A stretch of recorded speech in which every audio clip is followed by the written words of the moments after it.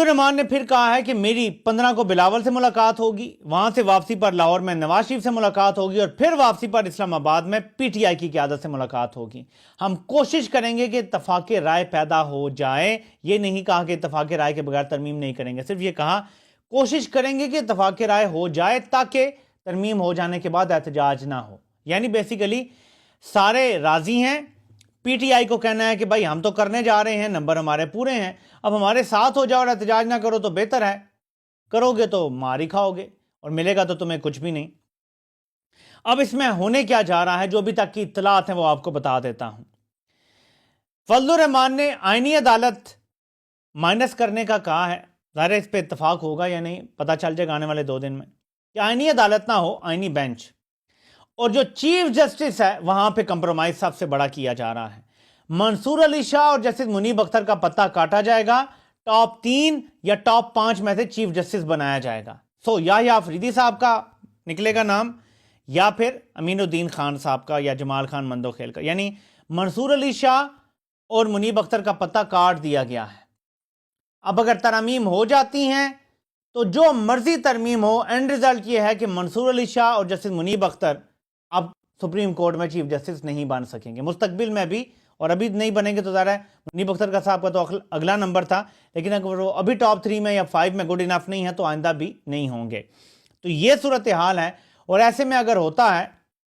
تو supreme court سے کچھ استعفے آ سکتے ہیں، خاص طور پہ جسٹس منصور علی شاہ اور جسٹس منیب اختر مستعفی ہو سکتے ہیں، بظاہر جو صورتحال نظر آ رہی ہے۔ اب دیکھنا یہ ہے کہ کیا فضل الرحمان 25 تک یہ ترامیم روکیں گے یا 25 سے پہلے کر جائیں گے۔ یہ بس آخری سوال رہ گیا ہے۔ آئینی ترامیم پہ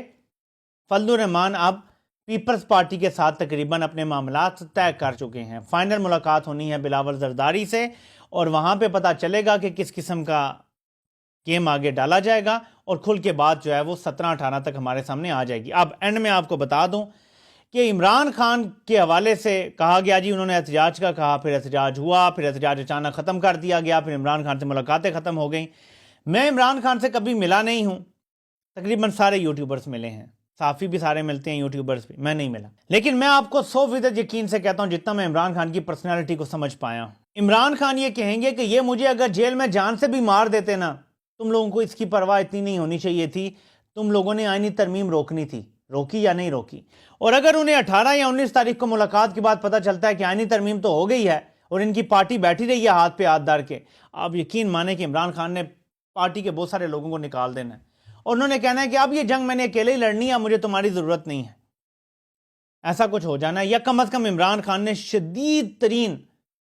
ناگواری اور غصے کا اظہار کرنا ہے ان سب سے۔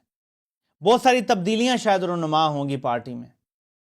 کیونکہ عمران خان نے ان لوگوں کو کہا تھا، جو کہ نعیم حیدر پنجوتا صاحب نے ٹویٹ کر کے بھی بتایا ہے کہ عمران خان نے جو کہا تھا، اور میرے بھائی کو اغوا کر لیا گیا، انتظار حسین پنجوتا کو ہو سکتا ہے مجھے بھی اغوا کر لیا جائے، لیکن عمران خان نے کہا تھا آپ نے ہر قیمت پر آئینی ترمیم روکنی ہے، یہ ہو گئی تو سارا نظام ختم ہو جائے گا۔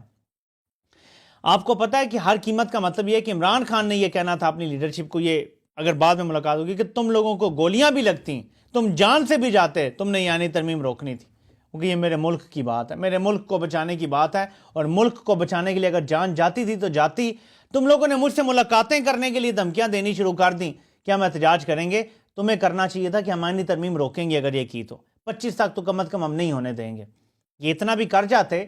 ایک دفعہ نئے چیف جسٹس بن جاتے تو دوبارہ آئینی ترمیم کا رستہ آٹومیٹیکلی بند ہو جانا تھا۔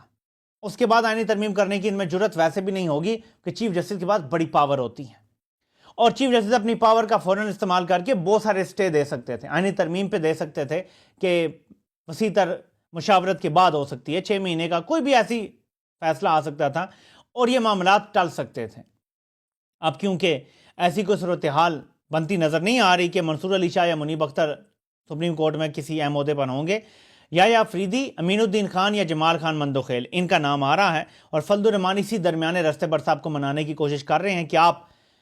کانسٹیٹیوشنل کورٹ کا آئیڈیا ڈراپ کر دیں اور قاضی فائزیسا کو مائنس کر دیں، تو ہم منصور علی شاہ اور منیب اختر کو مائنس کرنے کا بھی راستہ نکال لیتے ہیں، نہ آپ کی نہ ہماری، ایک درمیانی رستہ۔